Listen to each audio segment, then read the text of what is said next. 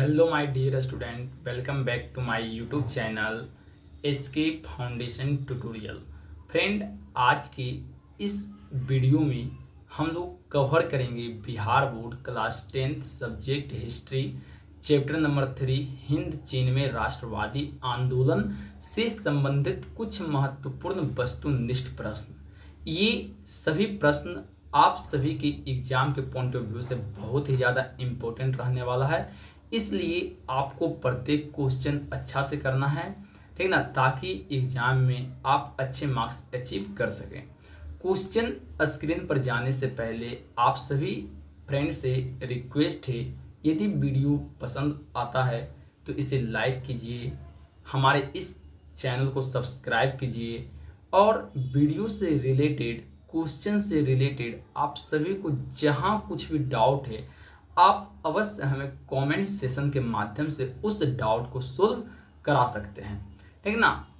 Question screen पर जाने से पहले आप हमारे मिल सकते हैं कुछ स्टेट, कुछ डिस्ट्रिक्ट और कुछ क्लास टॉपर्स से, ठीक ना, ताकि आप सभी को एक अलग प्रकार के मोटिवेशन मिले और आप भी अगली एग्जामिनेशन में अच्छे से अपेयर हो सकें और अच्छा मार्क्स अचीव कर सके, ताकि अगली बार आपका भी फोटो हमारे इस स्लाइड पर रह सके। तो आज का हमारा सबसे पहला क्वेश्चन है, अंकुर वाट का मंदिर कहाँ स्थित है। तो आप सभी को ध्यान रखना है फ्रेंड कि ये अंकुर वाट का जो मंदिर है ये एक हिंदू देवता, ठीक ना, विष्णु भगवान का मंदिर है। ठीक, ये जो है इस मंदिर का निर्माण जो है सूर्यवर्मा द्वितीय 12वीं शताब्दी में, ठीक ना, सूर्यवर्मा द्वितीय 12वीं शताब्दी में अंकुर वाट में करवाए थे, ठीक ना। और ये जो पड़ता है वो कंबोडिया में पड़ता है। आप सभी को ध्यान रखना है यहाँ से तीनों, तो इसका जो राइट आंसर होगा फ्रेंड ऑप्शन नंबर डी हो जाएगा, ठीक ना, कंबोडिया। ठीक, चलिए आप सभी को ध्यान रखना है। नेक्स्ट क्वेश्चन हमारे पास है कि हिंद चीन पहुंचने वाले प्रथम व्यापारी कौन थे। तो देखिए फ्रेंड, हिंद चीन में जो है सबसे पहले पुर्तगाल गया था, फिर इंग्लैंड, फिर फ्रांस, ठीक है ना, सबसे पहले पुर्तगाल, उसके बाद डच, उसके बाद फ्रांस, उसके बाद इंग्लैंड। ये सभी व्यापारी जो है हिंद चीन पहुंचे थे, लेकिन हिंद चीन पर अस्थायी नियंत्रण बनाने में जो सफलता प्राप्त किया था वो फ्रांस किया था, क्योंकि फ्रांस की अंदर बहुत ही ज़्यादा जिज्ञासा था, उसको इंग्लैंड से बहुत ज़्यादा धनवान बनना था, उसको अपने अर्थव्यवस्था को विकसित करना था, उसको अपने आप में एक शक्तिशाली राष्ट्र घोषित करना था, ठीक है ना। और इसलिए इन सभी चीज़ों को प्राप्त करने के लिए उसने हिंद चीन में बहुत ही ज़्यादा कठोर मेहनत किया और कठोर मेहनत कर, ठीक ना, वहाँ पे पहले सकारात्मक कार्य किए, सकारात्मक कार्य कर वहाँ पर अपने उपनिवेश स्थापना किए, अपने उद्योगों को लगाएं और धीरे धीरे वहाँ पर शोषण स्थापित शुरू किए, ठीक ना। तो आप सभी को ध्यान रखना है, जब फिर शोषण स्थापित शुरू किए तो वहाँ पर हिंद चीन वासियों के अंदर राष्ट्रवाद की भावना जगी और हिंद चीन में राष्ट्रवादी आंदोलन शुरू हुआ। ठीक, आपको ये चीज़ ध्यान रखना है क्योंकि सब्जेक्टिव की दृष्टिकोण से बहुत ज़्यादा इम्पोर्टेंट है। और यहाँ पर आपको बता दें कि हिंद चीन, ठीक ना, हिंद चीन पहुँचने वाले प्रथम व्यापारी जो थे फ्रेंड वो कौन थे, पुर्तगाल थे, ठीक ना। आप सभी को ये चीज़ ध्यान रखना है। ऑप्शन नंबर सी जो है इसका बिल्कुल राइट आंसर है। नेक्स्ट क्वेश्चन है कि हिंद चीन में बसने वाले फ्रांसीसी को क्या कहते थे। तो आप सभी को ये चीज़ ध्यान रखना है कि जो फ्रांसीसी हिंद चीन में बस जाते थे, ठीक ना, जो फ्रांसीसी हिंद चीन में बस जाते थे या फिर मान लीजिए जो व्यापार करने के लिए गए, लेकिन वहाँ पर वो अपना अस्थायी निवास बना लिए और वहाँ पर बस गए, वहाँ के कल्चर को फॉलो करने लगे, वहाँ के सिविलाइजेशन अपना लिए। तो उन फ्रांसीसियों को जो फ्रेंड क्या कहा जाने लगा था, कोलोन कहा जाने लगा था। आप सभी को ध्यान रखना है। ऑप्शन नंबर सी इसका क्या है, बिल्कुल राइट आंसर है, ठीक ना। चलिए नेक्स्ट क्वेश्चन हमारे पास जो है वो है नरोत्तम सिंहानुक कहाँ के शासक थे।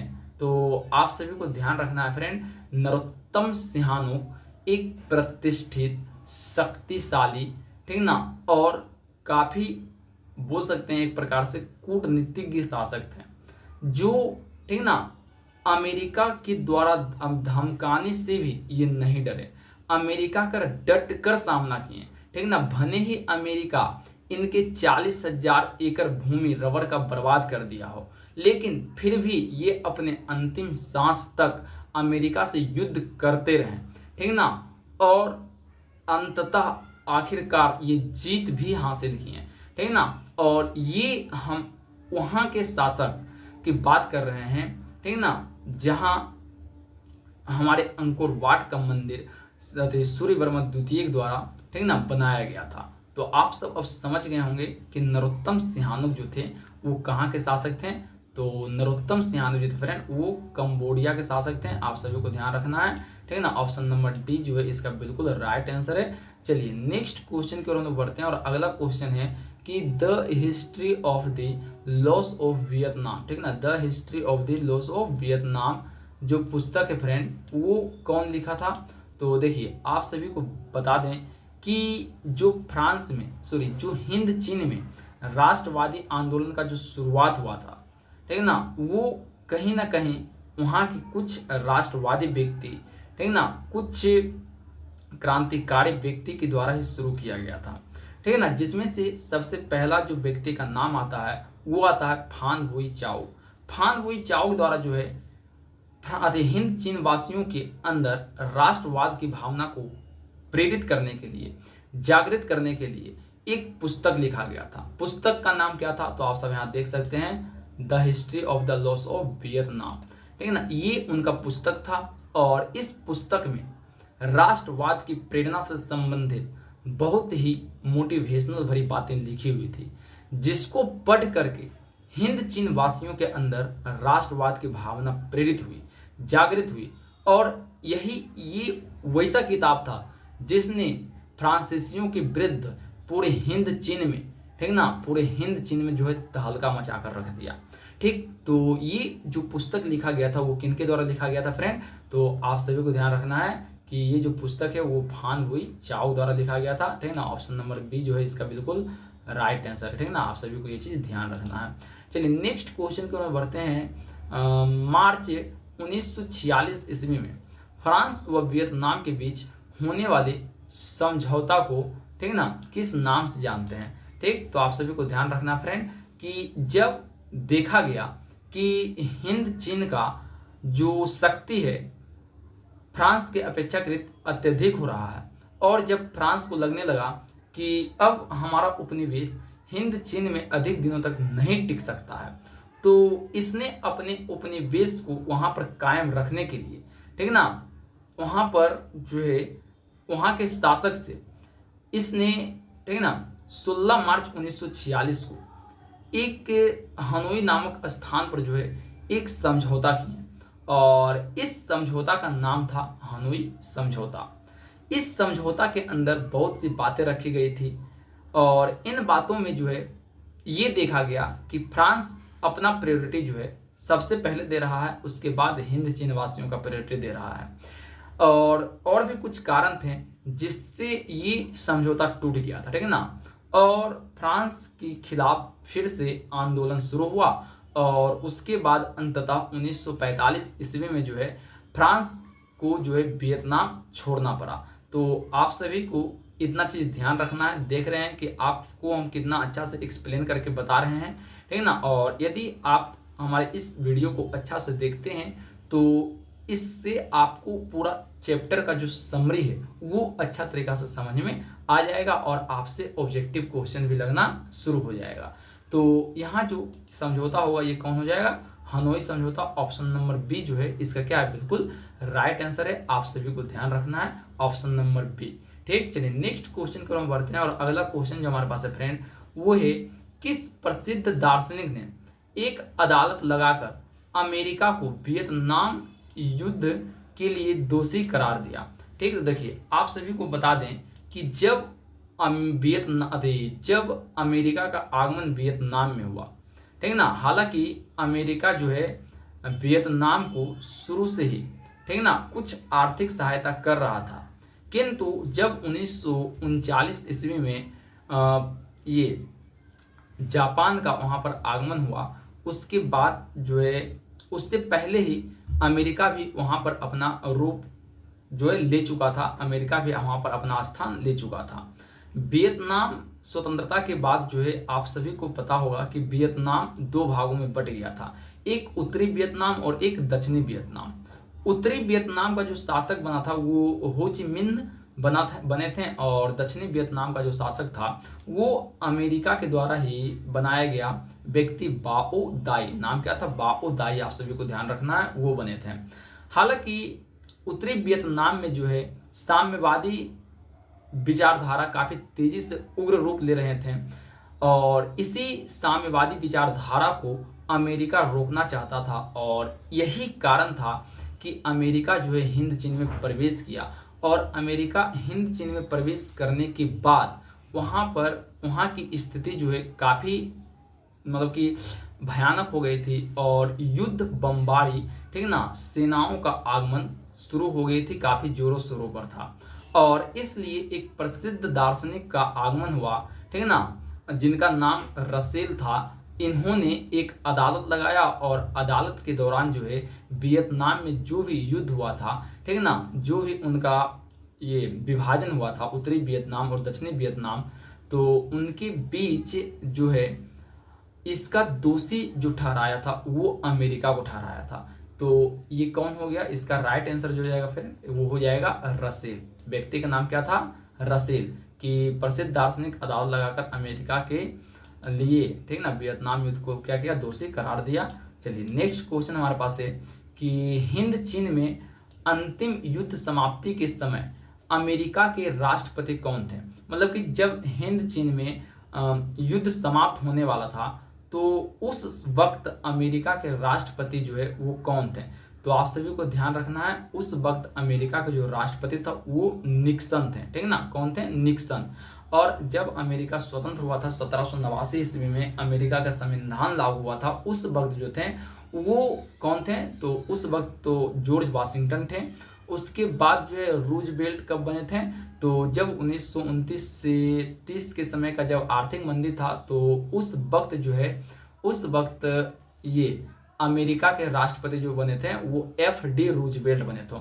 तो अभी जो है हिंद चीन युद्ध के समय जो है वो कौन थे, निक्सन थे। आप सभी को ध्यान रखना है, ऑप्शन नंबर बी जो है इसका क्या है, बिल्कुल राइट आंसर है। चलिए नेक्स्ट क्वेश्चन की ओर हम लोग बढ़ते हैं, और अगला क्वेश्चन हमारे पास है कि हुआ आंदोलन किस प्रकृति का था। देखिए आप सब जब अपने बुक पलटिएगा, ठीक है ना, तो आपको एक डिब्बा मिलेगा हुआ आंदोलन के बारे में। हुआ आंदोलन जो था ये एक बौद्धिक व क्रांतिकारी आंदोलन था। आप सभी को बताना है कि हुआ आंदोलन जो है वो कितने ईस्वी में हुआ था और इनके नेता कौन थे। ठीक, आप सभी को ये कमेंट सेक्शन में आंसर देना है। तो यहाँ पर जो इसका राइट आंसर होगा वो क्रांतिकारी आंदोलन भी था और धार्मिक आंदोलन भी था। तो इसलिए इसका राइट आंसर होगा ऑप्शन नंबर डी, क्रांतिकारी और धार्मिक। ठीक ना, ऑप्शन नंबर डी होगा क्रांतिकारी और धार्मिक। ठीक ना। चलिए नेक्स्ट क्वेश्चन को हम बढ़ते हैं, और अगला क्वेश्चन है कि जेनेवा समझौता कब हुआ था। ठीक ना, देखिए अब बात आती है जेनेवा समझौता की।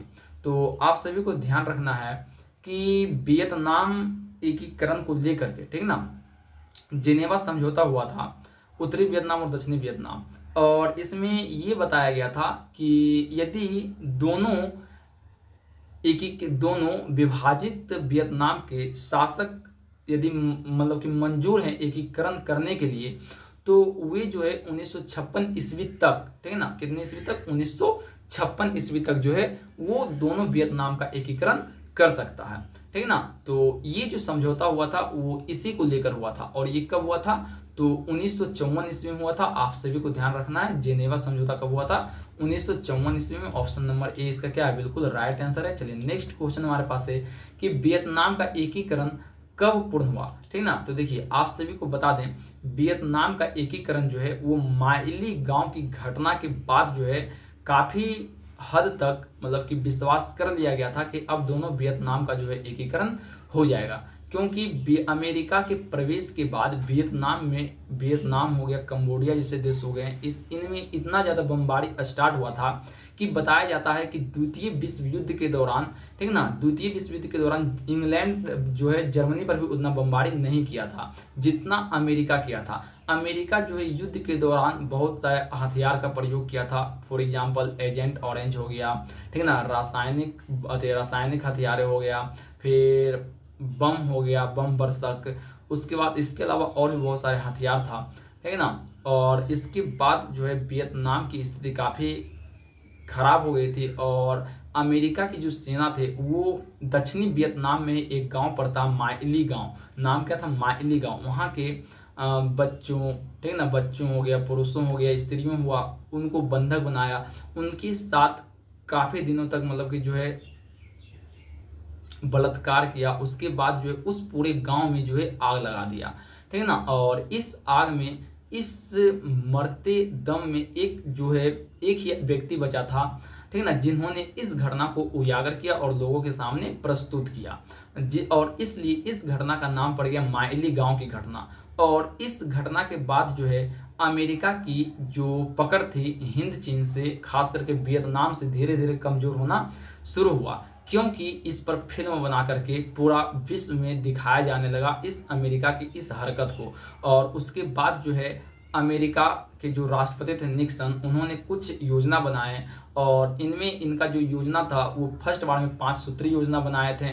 उसके बाद उनका यह योजना भी असफल रहा और उसके बाद 8 सूत्री योजना बनाए, लेकिन वियतनाम के जो लोग थे इसे मानने के लिए तैयार नहीं था। और उसके बाद अंततः इस प्रकार के बहुत से प्रकार की बातें हुई और 1975 ईस्वी में, ठीक ना, आप सभी को ध्यान रखना है, 1975 ईस्वी में जो है दोनों वियतनाम का जो है एकीकरण हो गया।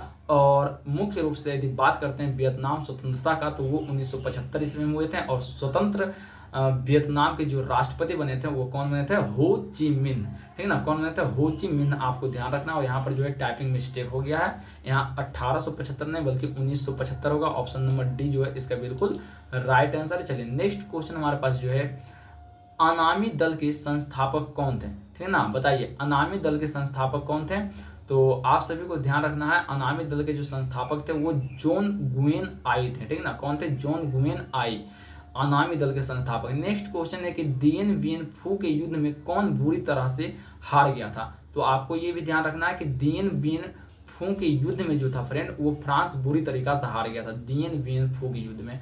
नेक्स्ट एक क्रांतिकारी संगठन दुई तान हुई के नेता कौन थे। देखिए आपको बता दें कि जो हिंद चीन में राष्ट्रवादी आंदोलन की जो शुरुआत हुई थी वो फान वुई चाओ के द्वारा, ठीक है ना, the history of the loss of Vietnam नामक पुस्तक, और उसके बाद जो है क्रांतिकारी संगठन कौन था, क्या था क्रांतिकारी संगठन का नाम, तो दुई तान हुई, इन्हीं के द्वारा स्थापना किया गया था। बट दुई तान हुई के जो नेता बनाया गया था वो कुआंग दे को बनाया गया था, ठीक है ना, किनको बनाया गया था, कुआंग दे।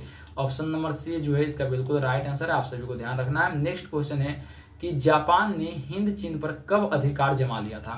तो देखिए जापान के द्वारा जो है हिंद चीन पर, अभी जस्ट हम लेक्चर में बताए हैं कि जापान हिंद चीन पर जो है 1939 ईस्वी में, कितने ईस्वी में, 1939 ईस्वी में जो है अपना अधिकार जमा लिया था, ठीक ना, जापान किस पे, हिंद चीन पर। किंतु अमेरिका की धमकी से, ठीक है ना, रूस और जापान दोनों क्या हुआ, हिंद चीन के इस युद्ध से बाहर निकल गया था, ठीक, क्योंकि उस वक्त जापान जो है उतना ज़्यादा विकसित था नहीं।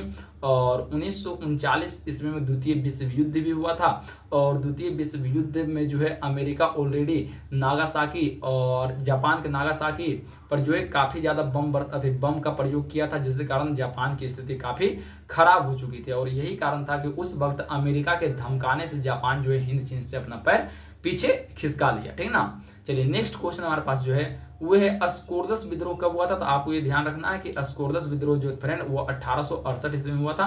नेक्स्ट क्वेश्चन है कि पुर्तगालियों ने कहाँ अपना केंद्र बनाया था, ठीक है ना। तो आप सभी को ध्यान रखना है कि पुर्तगाली जो है फ्रेंड सबसे पहले वो मलक्का में अपना केंद्र बनाया था जब पुर्तगाली वहां पर हिंद चीन में गया था। तो नेक्स्ट क्वेश्चन है कि वियतनाम युद्ध की समाप्ति किस अमेरिकी राष्ट्रपति के समय हुई थी? तभी जस्ट बताए थे निक्सन, ठीक ना। वियतनाम युद्ध की समाप्ति जो है राष्ट्रपति निक्सन के समय हुई थी। चलिए नेक्स्ट क्वेश्चन हमारे पास है हो ची मिन्ह का शाब्दिक अर्थ क्या है? तो आप सभी को ध्यान रखना है हो ची मिन्ह का जो शाब्दिक अर्थ था फ्रेंड वो क्या था? पथ प्रदर्शक था, ठीक ना, पथ प्रदर्शक। हो ची मिन्ह का शाब्दिक अर्थ क्या था? तो पथ प्रदर्शक। नेक्स्ट क्वेश्चन है कि वियतनाम लोकतांत्रिक गणराज्य की स्थापना किस वर्ष हुई थी? तो आप सभी को ध्यान रखना है कि वियतनाम लोकतांत्रिक गणराज्य की जो स्थापना हुई थी फ्रेंड वो कब हुई थी? तो 1945 ईस्वी में। आप सभी को ध्यान रखना है कब हुई थी? 1945 ईस्वी में इसका राइट आंसर होगा। नेक्स्ट क्वेश्चन हमारे पास जो है, देखिए कॉन्सेप्ट समझने के बाद ऑब्जेक्टिव क्वेश्चन आराम से लग जाता है, ठीक ना। अमेरिका ने रबर के बगान पर किस रसायन का प्रयोग किया था? ठीक ना, याद कीजिए आप सभी को बताए थे कि अमेरिका जो है रबर के बगान पर जो है, ये क्वेश्चन कहाँ चला गया, अमेरिका जो है रबर के बगान पर जो है जहरीला पदार्थ जो है रासायनिक पदार्थ का प्रयोग किया था, ठीक ना। उनका नाम ही था रासायनिक हथियार। नेक्स्ट क्वेश्चन है कंबोडिया फ्रांस का संरक्षित राज्य कब बना था? तो आप सभी को ध्यान रखना है कि कंबोडिया जो है फ्रांस का संरक्षित राज्य 1863 ईस्वी तक बन गया था। नेक्स्ट है कि लाल खमेर सेना किसकी थी? तो आप सभी को ध्यान रखना है लाल खमेर सेना जो थी वो सिहानू की थी। सिहानू जो है लाल खमेर सेना जो है अमेरिका से युद्ध के दौरान जो है अपना जब देखा गया कि सिहानू अब उससे हम अकेले नहीं लड़ सकते हैं तो उन्होंने लाल खमेर सेना की क्या किए थे? स्थापना कर फिर से युद्ध की शुरुआत किए थे और अपने आप को एक सच्चा राजनीतिज्ञ होने का परिचय दिए थे। नेक्स्ट क्वेश्चन हमारे पास जो है वियतनाम में तोंकिन फ्री स्कूल किस उद्देश्य से स्थापित किया गया था? तो आप सभी को ध्यान रखना है कि वियतनाम में जो तोंकिन फ्री स्कूल की जो स्थापना किया गया था फ्रेंड वो पश्चिमी शिक्षा देने के लिए, यानी वेस्टर्नाइजेशन जो शिक्षा थी, ठीक है ना, जो आधुनिक शिक्षा थी उसको देने के लिए जो है ये इस स्कूल की स्थापना किया गया था। नेक्स्ट क्वेश्चन है कि नियो लियो हक्सत, ठीक है ना, NLH किसकी राजनीतिक पार्टी? देखिए ये जो क्वेश्चन है वो है लाओस में गृह युद्ध से संबंधित। आप सभी को पता है कि लाओस जो था गृह युद्ध में कैसे फंस गया था?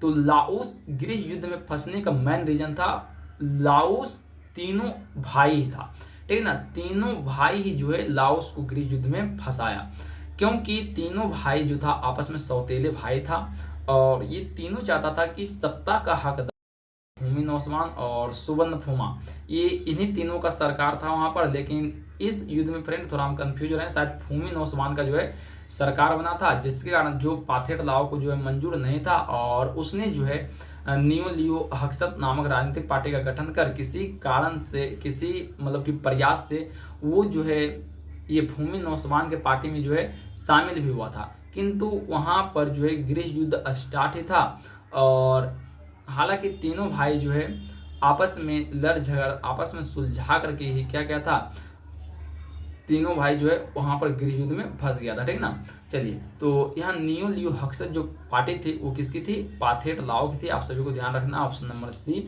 इसका बिल्कुल राइट आंसर है। नेक्स्ट क्वेश्चन है कि वियतनाम में अन्नामी दल की स्थापना किसने की थी?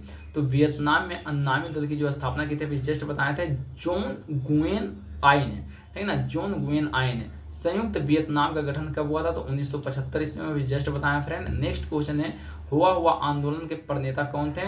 तो देखिए हुआ आंदोलन भी जस्ट पूछे थे, इसका प्रणेता जो थे वो हुइन फूसो थे, ठीक ना। आप सभी को ध्यान रखना, ऑप्शन नंबर ए। नेक्स्ट है कि वियतनाम में स्कोरलस रिवोल्ट किसके विरुद्ध हुआ था? इसके पहले भी क्वेश्चन है। हाँ, हिंद चीन क्षेत्र में कौन से देश आते हैं? तो आप सभी को पता होगा कि हिंद चीन क्षेत्र में जो है लाओस, कंबोडिया और वियतनाम, ये 3 क्षेत्र आते हैं जिसमें से सबसे बड़ा जो क्षेत्र था वो वियतनाम का था। वियतनाम जो है 3 भागों में बटे हुए थे, ठीक ना, और आपको उस तीनों का नाम जो है कमेंट बॉक्स में लिखना है कि वो कौन कौन से 3 नाम थे, ठीक। तो और ये अगर इसके क्षेत्रफल की बात करते हैं तो लगभग 3 लाख वर्ग किलोमीटर था, यानी 2.8 लाख वर्ग किलोमीटर था लगभग।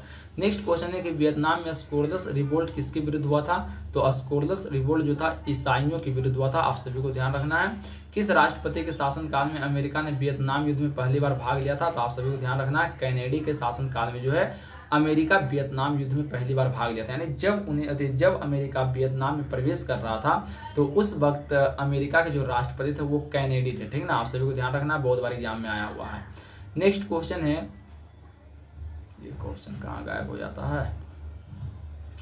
चलिए, वियतनाम में तोंगिन फ्री स्कूल की स्थापना कब हुई थी? तो आप सभी को ध्यान रखना है, वियतनाम में तोंगिन फ्री स्कूल की जो स्थापना हुई थी फ्रेंड, तोंगिन फ्री स्कूल, ये 1907 ईस्वी में हुई थी। ठीक ना, आप सभी को ध्यान रखना है। नेक्स्ट है कि वैसे इसमें कन्फ्यूजन है थोड़ा फ्रेंड, आपको हम कमेंट में जो है पिन अप कर देंगे इसका आंसर। ठीक ना, वियतनाम में तोंगिन फ्री स्कूल की स्थापना कब हुई थी। नेक्स्ट क्वेश्चन है कि वियतनाम मार्च 1946 में फ्रांस एवं वियतनाम के बीच होने वाले समझौता को क्या कहते हैं? तो अभी जस्ट बताए थे, ये हनोई समझौता था। ठीक है ना। नेक्स्ट क्वेश्चन है, हिंद चीन में कौन से देश नहीं आता है? तो यहाँ पर चीन नहीं आता है हिंद चीन में। ठीक है ना। कौन कौन आता है? तो लाओस, कंबोडिया और वियतनाम आता है। आप सभी को ध्यान रखना है। वियतनाम स्वतंत्रता लीग की स्थापना कब हुई थी? सॉरी, किसके द्वारा की गई थी वियतनाम स्वतंत्रता लीग? तो आप सभी को पता है, हो ची मिन्ह। है ना। वियतनाम स्वतंत्रता लीग की स्थापना जो है वो हो ची मिन्ह के द्वारा किया गया था। इंडो चाइना को किस देश ने अपने उपनिवेश रूप में रखा था? तो आप सभी को ध्यान रखना है, फ्रांस से जो है अपने उपनिवेश रूप में रखा था। नेक्स्ट क्वेश्चन है, हिंद चीन में आने वाले पहले यूरोपीय व्यापारी कौन थे? तो आप सभी को ध्यान रखना है, पुर्तगाल जो थे वो पहले यूरोपीय व्यापारी थे। है ना। तो आज की इस वीडियो में इतना ही। यदि आपको वीडियो पसंद आया तो इसे लाइक कीजिए, कमेंट कीजिए और अपने दोस्तों में अधिक से अधिक शेयर कीजिए। तब तक के लिए धन्यवाद। जय हिंद, जय भारत।